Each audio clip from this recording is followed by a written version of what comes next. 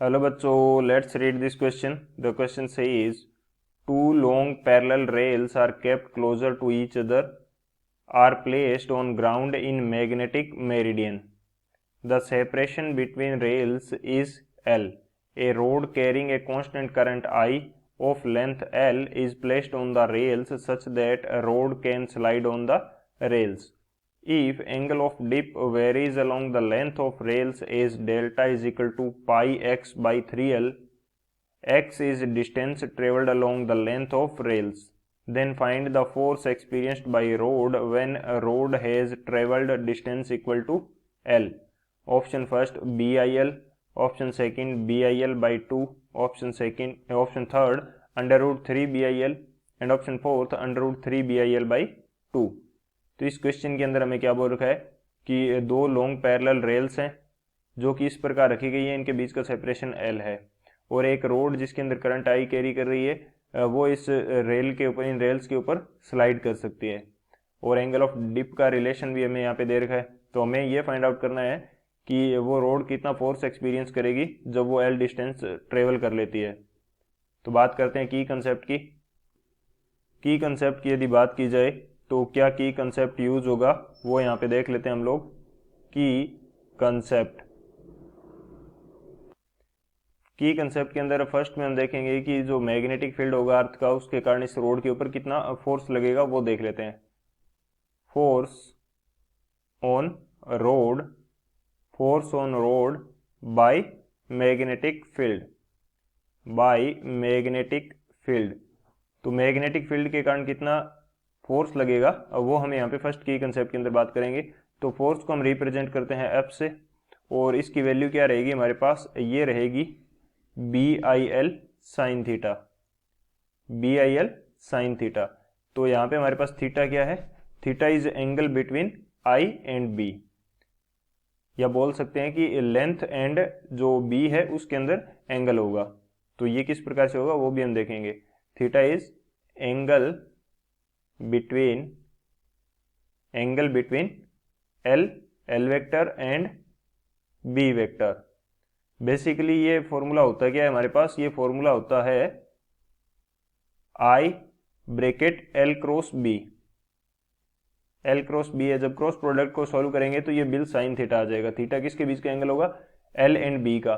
तो बेसिकली ये करंट और जो हमारा लेंथ है उन दोनों के बीच का भी एंगल हो सकता है, क्योंकि जिस डायरेक्शन के अंदर हमारी लेंथ होगी वायर की या रोड की उसी डायरेक्शन के अंदर करंट फ्लो होगा. तो ये भी हो सकता है.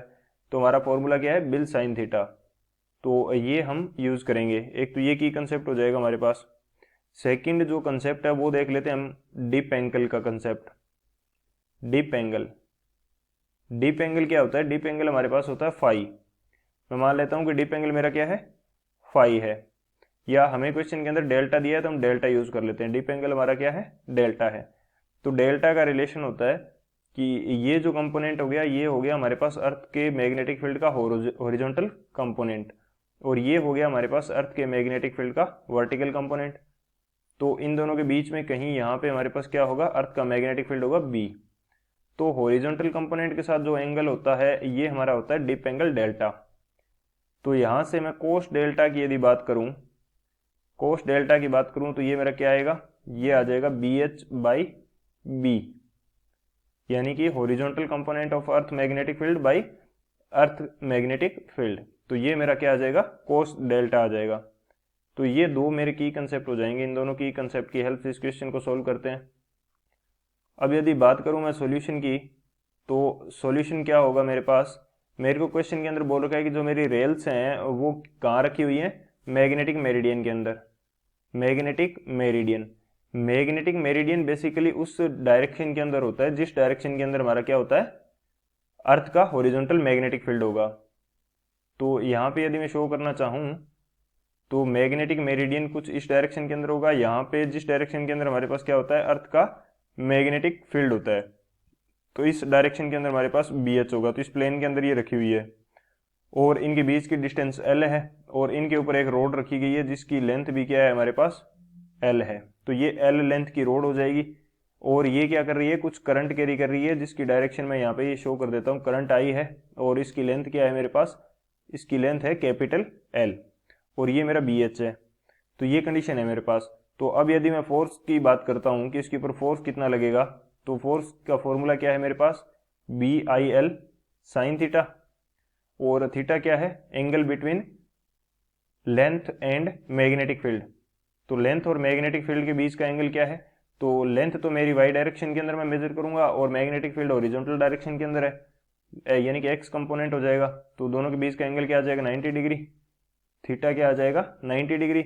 तो साइन 91 होता है, तो ये क्या हो जाएगा, BIL। अब हमें चाहिए B, क्या हो जाएगा यहाँ पे, B हो जाएगा BH, यानी कि अर्थ के मैग्नेटिक फील्ड का हॉरिजॉन्टल कंपोनेंट हो जाएगा, क्योंकि मैग्नेटिक मेरिडियन के अंदर रखा गया है। तो BHIL हो जाएगा ये। अब मेरे को चाहिए BH की वैल्यू। डेल्टा की वैल्यू मेरे को क्वेश्चन के अंदर क्या दे रखी है, डेल्टा जो है पाई एक्स बाई 3L मेरे को गिवन है, pi x by 3L, pi x by 3L ये गिवन है। मेरे को पता है कब पूछा गया फोर्स, जब x इज इक्वल टू क्या हो जाता है, L डिस्टेंस ट्रेवल कर लेता है। तो x की जगह मैं L यूज करूंगा, तो डेल्टा की वैल्यू क्या आएगी, पाई बाई 3 आ जाएगी। डेल्टा क्या आ जाएगा, पाई बाई 3, यानी कि डिप एंगल कितना होगा, 60 डिग्री। तो यहां से मैं हॉरिजॉन्टल कंपोनेंट फाइंड आउट कर सकता हूं, क्योंकि मैंने कोस पाई की वैल्यू की कंसेप्ट के अंदर क्या देखी थी, BH बाई B देखी थी। तो यहां से जब मैं फाइंड आउट करूंगा तो BH की वैल्यू क्या हो जाएगी, cos pi into B, B into cos pi. और कोस 60 डिग्री की वैल्यू क्या होती है, कोस 60 डिग्री की वैल्यू हमारे पास होती है 1/2। तो BH की वैल्यू क्या आ जाएगी, B/2, यानी कि अर्थ के मैग्नेटिक फील्ड का हाफ होगा ये जो हॉरिजॉन्टल कंपोनेंट है वो। तो फोर्स की वैल्यू क्या आएगी वो देख लेते हैं। वो हमारे पास आ जाएगा B/2 और I इंटू L। ये हमारे पास फोर्स आएगा जब वो रोड क्या कर लेगी, L डिस्टेंस ट्रेवल कर लेगी, BIL/2 आ जाएगा। तो कौन सा ऑप्शन करेक्ट होगा वो देख लेते हैं। तो ऑप्शन जो सेकंड है B, BIL/2, ये हमारा करेक्ट हो जाएगा। So option second is the final answer. I hope you understood it well. Best of luck, thank you.